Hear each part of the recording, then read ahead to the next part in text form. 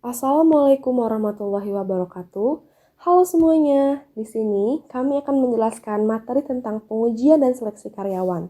Materi ini disusun oleh kami yaitu Anissa Salsabila, lalu ada Muhammad Rizky Alfiandri, dan yang terakhir ada Jenny Lian Salsabila. Mengapa seleksi karyawan penting?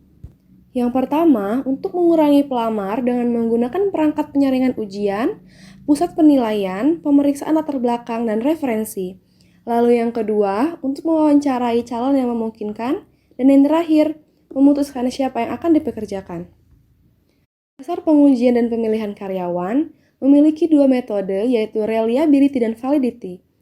Reliability atau keandalan adalah konsistensi nilai yang diperoleh oleh orang yang sama saat diuji kembali dengan ujian yang sejenis atau setara. Ada beberapa cara untuk memperkirakan konsistensi atau keandalan dengan melakukan ujian yang sama pada orang yang sama namun di waktu yang berbeda. Konsistensi internal ujian adalah ukuran lain keandalan ujian. Sebagai contoh, misalnya Anda memiliki 5 pertanyaan ujian minat pekerjaan yang digunakan untuk mengukur minat seseorang untuk bekerja di luar ruangan. Lalu validity memiliki 3 jenis, yaitu criterion validity, content validity, dan construct validity.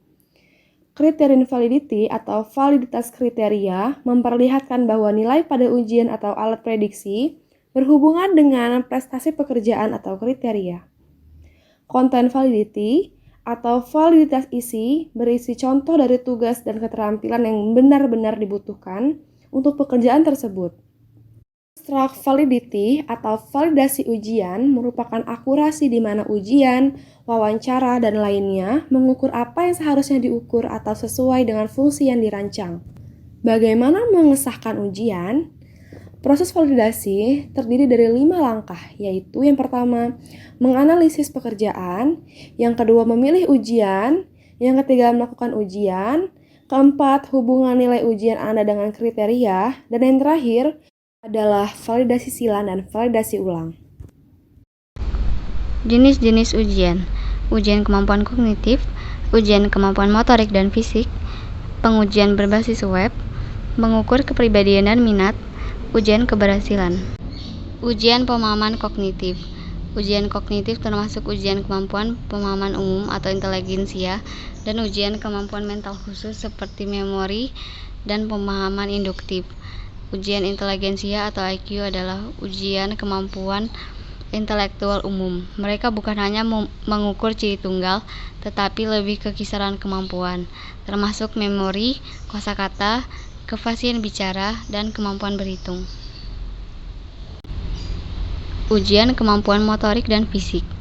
Ujian kemampuan motorik seperti ketangkasan jemari, ketangkasan manual, dan waktu reaksi, mengatur kecepatan dan akurasi penilaian sederhana, dan juga kecepatan jemari tangan dan pergerakan lengan. Ujian kemampuan fisik dapat diperoleh termasuk kekuatan statis, contohnya mengangkat beban, kekuatan dinamis, contohnya pull up, koordinasi tubuh, contohnya lompat tali, dan stamina. Mengukur kepribadian dan minat. Ujian kepribadian biasanya merupakan hasil dari karakteristik pribadi seperti perilaku, motivasi, dan temperamen. Ujian kepribadian mengatur aspek dasar dari kepribadian seseorang pelamar, seperti sifat tertutup, kemapanan, dan motivasi. Ujian keberhasilan. Ujian keberhasilan mengukur apa yang telah dipelajari seseorang. Kebanyakan ujian yang Anda laksanakan saat sekolah adalah ujian keberhasilan. Ujian ini mengukur pengetahuan dalam bidang pekerjaan, seperti ekonomi, pemasaran, atau personalia. Pengujian berbasis web. Perusahaan semakin banyak menggunakan web untuk menguji dan menyaring pelamar.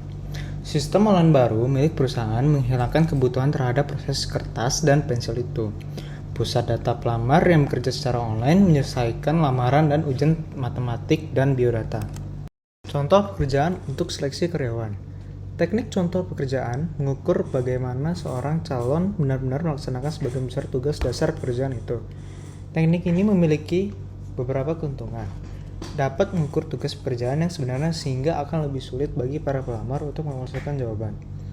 Prosedur dasarnya adalah memilih beberapa tugas yang sangat penting untuk melakukan pekerjaan dan menguji pelamar dengan contoh pekerjaannya masing-masing. Pusat penilaian manajemen.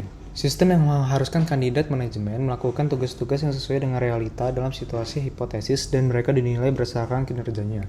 Ini juga melibatkan ujian dan permainan manajemen. Pusat penilaian manajemen adalah simulasi 2 hingga 3 hari di mana 10 hingga 12 calon melaksanakan tugas manajemen secara realistis atau seperti membuat presentasi di bawah pengamatan para ahli yang menilai potensi kepemimpinan setiap calon. Pusat itu sendiri dapat merupakan sebuah ruang khusus dengan cermin satu arah untuk memfasilitasi observasi. Pemeriksaan latar belakang dan metode seleksi lain. 1. Pemeriksaan latar belakang dan pemeriksaan referensi. 2. Layanan informasi pekerjaan. 3. Poligraf dan uji kejujuran. 4. Grafologi. 5. Uji fisik. 6. Penyaringan penyalahgunaan obat. Dan 7. Memenuhi undang-undang imigrasi. Sekian dari kelompok kami. Bila ada salah kata, mohon dimaafkan. Wassalamualaikum warahmatullahi wabarakatuh.